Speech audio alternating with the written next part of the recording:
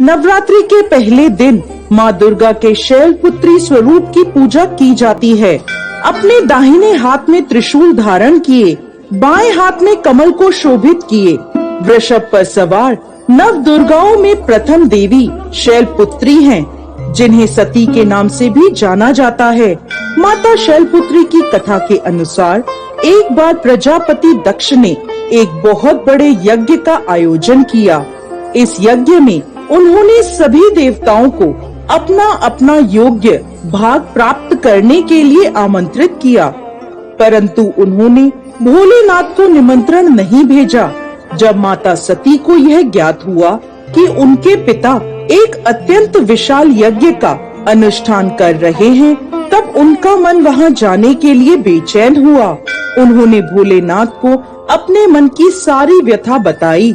भोलेनाथ बोले, देवी, प्रजापति दक्ष शायद हमसे किसी बात पर रुष्ट हैं, इसलिए उन्होंने सभी देवताओं को अपना अपना यज्ञ भार समर्पित किया है, परंतु उन्होंने हमें नहीं बुलाया, ना ही हमें कोई सूचना भेजी, इसलिए आपका वहां जाना उचित नहीं होगा।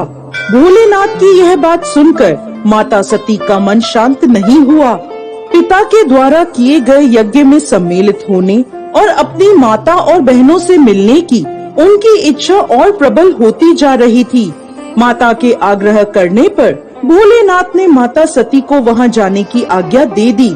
पिता के घर जाकर माता सती ने देखा कि कोई भी उनसे प्रेम और आदर पूर्वक बात नहीं कर रहा।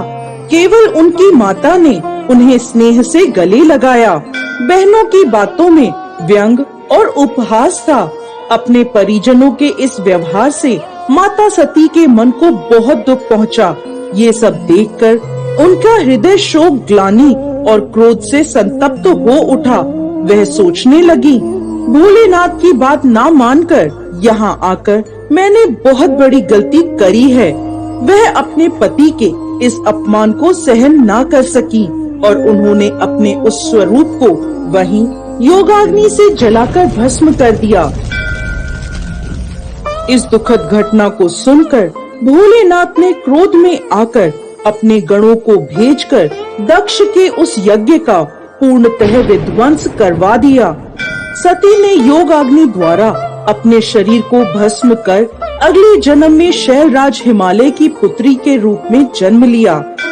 माता शैलपुत्री का जन्म शिला यानी पर्वत से हुआ है, इसलिए इनकी पूजा अर्चना करने से जीवन में स्थिरता आती है।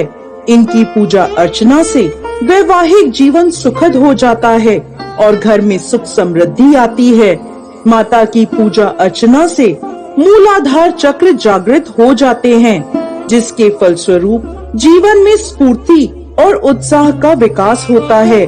साथ ही साथ माता शैलपुत्री की पूजा अर्चना से चंद्रमा से जुड़े सभी प्रकार के दोष दूर होते हैं और भक्त को सौभाग्य की प्राप्ति होती है।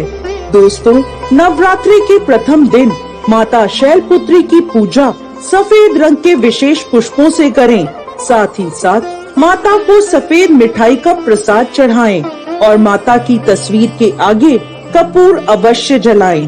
पूजा के बाद माँ शैलपुत्री को गाय का घी अर्पित करें, जिससे माता आरोग्य काया का आशीर्वाद देती हैं और व्यक्ति का मन एवं शरीर दोनों निरोगी रहते हैं।